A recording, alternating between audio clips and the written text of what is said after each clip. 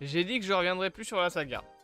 Cependant, j'avais du temps à perdre hier soir, et j'ai regardé Destination Finale 2. Oui, je sais, on fait pas dans le bon ordre, on fait le 5 puis le 2, et pff, on a même pas fait le 1, le 3, le 4. Je sais pas. Eh bien, le 2 est le meilleur de la saga. Sans deck, honnêtement, c'est le seul qui est bien. Alors, il y a toujours des défauts, on va en reparler. Mais il y a aussi des qualités. Notamment, la fin. Alors, bien évidemment, bon, c'est une critique, mais je pense que vous dites bien que si je vais parler du film, je vais spoiler. Mais, le duo de personnages principal, donc le flic et Kimberly, là, je trouve qu'il est intéressant. Déjà, un truc qui est aussi étonnant pour la saga, et c'est la seule fois qu'on va faire ça, c'est que on nous présente des personnages au début du film qui partent à un road trip, voilà, etc. Donc on se dit, ok, c'est sur eux qu'on va se centrer. Kimberly est la seule survivante. Elle n'aura pas réussi à sauver ses amis qui étaient dans la voiture. Ses 3 amis, donc la blonde et les 2 garçons qui étaient derrière. Eux se sont quand même fait prendre par le camion, enfin par un camion qui était arrivé sur l'autoroute pendant l'accident de voiture. Parce que oui, après l'avion du premier film, le grand événement de ce Destination Finale 2, c'est donc un accident de voiture. Et il y a quand même des petits détails qui sont beaucoup moins présents dans la suite de la saga, parce que ce film est beaucoup plus lié au premier que ce que le sera les autres, qui fait que je trouve que c'est probablement la meilleure scène, en tout cas en termes de construction, pour ce qui est des accidents de Destination Finale. Parce que, en gros, l'accident est très simple. On voit les personnages, voilà, qui roulent tranquille sur l'autoroute, etc. Tout va bien. Là, tu as Kimberly, voilà, qui met la musique, etc. Qui tombe sur la radio Highway to Hell. Vous prenez ça, vous le mettez de côté. Voilà, elle passe à côté d'un panneau, il est marqué « Attention, pas 180 miles à l'heure », enfin, vous ne dépassez pas 180 miles à l'heure. C'est une voie de travaux, 180, vous le mettez de côté. Et puis, paf, boum, accident. Voilà, on va être très clair là-dessus. Il y a un camion avec des gros rondins de bois devant. La corde, on sait pas comment, qui, pourquoi, elle lâche. C'est probablement le moins bon truc en termes de cause à effet, parce que contrairement à tous les autres destinations finales où on aurait expliqué comment la corde a lâché, là juste la corde, elle lâche d'un coup. Bon, après c'est des rondins de bois, j'ai envie de te dire, ça peut lâcher, mais enfin quand même, son set de sangle c'est solide quoi. Donc bon, je suis censé savoir tenir une voiture le truc.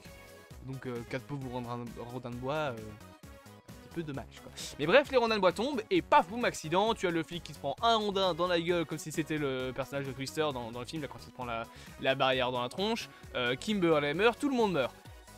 Et on va reprendre ce que je vous ai dit de mettre de côté. Parce que c'était la vision bien évidemment, on commence à être rébuté à les destinations finales. Donc après, Kimberly se met littéralement... Est-ce que j'ai une voiture quelque part?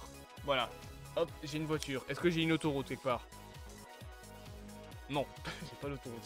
Imaginez que ça c'est l'autoroute. Tu as voilà, tu as la voiture de Kimberly qui est là, tranquille, blablabla. J'imagine beaucoup mes propos. Hein. Et à bout d'un moment, elle se dit ah merde, si je continue, tout le monde va crever. Donc je vais me mettre comme ça sur l'autoroute et arrêter l'autoroute. Voilà. Et après t'as le flic qui sort de sa voiture, qui lui dit madame, vous bloquez l'autoroute, c'est pas très sympa, faut avancer, etc. Et elle, bien évidemment, en pleure en mode ah tout le monde va crever. Et paf, l'accident. Mais reprenons les détails que je vous ai dit de garder de côté. Highway to Hell. Traduisé en français, ça donne l'autoroute de l'enfer. Plus con que ça, tu fais pas. 180 miles à l'heure. C'est le meilleur foreshadowing de l'histoire de la saga. Parce que dans tout le film, on va nous expliquer que les personnages doivent mourir et sont sur la liste de la mort depuis le premier film. Parce qu'en fait, chacun de ces personnages est lié à un incident du premier film. Les personnages qui meurent dans le premier film, en fait, sont morts à la place des personnages principaux de ce film-là. Donc ce film est intimement lié à l'histoire du premier. Chaque personnage aurait dû mourir d'une manière ou d'une autre. Sauf 2 personnages. Alors le flic, je sais plus comment ça se passe. Je pense que c'est un de ses collègues. Ouais, c'est ça, c'est un de ses collègues qui aurait dû mourir à la place, je pense, du mec qui se fait écraser dans le train, enfin sous le train dans le premier film. Et Kimberly, dont sa mère meurt justement à cause de ça. Retenez ça, ça va être intéressant pour la suite du film. Mais je vous ai dit aussi de retenir le... Il y a beaucoup de choses à retenir là. Le panneau 180 miles à l'heure. Je sais pas si c'est des miles, parce que ça me semblerait bizarre que ce soit des kilomètres/heure, c'est aux États-Unis, donc... Mais 180. Si vous avez vu le premier film, vous savez depuis le début de quoi je parle. 180, c'est le numéro de vol de l'avion, pardon, du premier film. C'est tout sous nos yeux depuis le début. Et ça, c'est du génie. Ça, c'est du génie.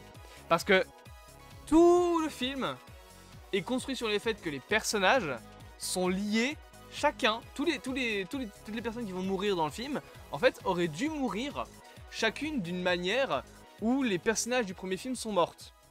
Vous savez que les personnages du premier film évitent le crash d'avion et après ils meurent tous un à un. Mais en fait, chaque mort qu'il y a dans le premier film, ça aurait dû être un personnage du deuxième film. Sauf deux d'entre eux. Kimberly et le flic. D'ailleurs, la blonde, c'est la seule survivante du premier film. Et bah, qui survit à la fin? Kim et le flic. Pour la première fois de la saga, deux personnages, non pas un mais deux personnages, ont survécu. Et pas genre il meurt à la fin du film comme Alex, non Alex il meurt hors champ. Non non, ils ont survécu. Entièrement. Balade encore, tranquille. Ils ont réussi à se retirer de la liste de la mort. C'est la seule fois que ça arrive de la saga. Voilà comment on fait un bon film. Un simple élément de foreshadowing au début avec le 180 miles et le Highway to Hell. Bah ouais, ça fait un bon film. Alors bon, on a toujours les morts, voilà, un peu idiotes. Bien que, honnêtement, il y a moins de sang que dans les autres films. Genre ouais, t'as un mec qui se fait découper, t'as la meuf qui se prend la barre là au milieu du front. Mais sinon, quand on coupe une tête, bon, on voit pas la tête, on voit juste que la tête est là comme ça avec les yeux vers le ciel et que sa tête devient bleue. Mais honnêtement, il n'y a pas beaucoup de sang dans ce film-là. C'est assez clean pour un destination finale. Pas pour me déplaire, parce que bon, les films gore à outrance, moi ça me saoule un petit peu. Mais honnêtement, bah oui, c'est le seul, enfin peut-être pas le seul, mais c'est le meilleur film de la saga. Parce qu'il a construit son histoire, déjà comme une vraie suite, mais de manière intéressante. Quand tu as le personnage de Todd, de Tony Todd, je sais plus comment il s'appelle, William Broadboard je crois, la représentation de la mort, le mec qui a la voix de Gus Fring. Il a plusieurs noms, ok.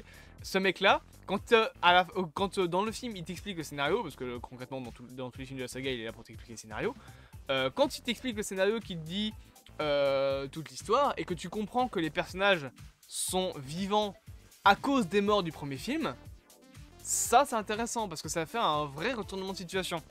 C'est pas comme le 5 où le retournement de situation c'est le même que le 1 en mode oui bah on va tous crever et puis voilà. C'est pas comme le 1 où tout le monde est mort, ou le 3, le 4. Le 2 c'est vraiment le film qui a essayé de construire quelque chose. Et notamment de construire une fin intéressante. En faisant survivre deux personnages. Pas comme la blonde dont j'ai oublié le nom là, qui survit parce qu'elle se fout dans un hôpital psychiatrique pour éviter qu'il y ait quoi que ce soit qui puisse la tuer. Et que j'ai envie de te dire, l'hôpital psychiatrique pourrait encore s'effondrer. Mais ces deux personnages-là ont réussi vraiment à se retirer de la liste de la mort. Et même le mec, le personnage principal du 5ème film, n'a pas réussi à faire ça. Donc voilà. Je voulais juste parler de ce film-là, peut-être qu'on parlera des autres, mais pas sûr. Juste parce que, pour moi, c'est le meilleur de la saga. J'espère que cette petite vidéo vous aura plu. Bien évidemment, n'hésitez pas à vous abonner, à partager, à liker et à commenter. Et on se dit à bientôt pour de prochaines aventures.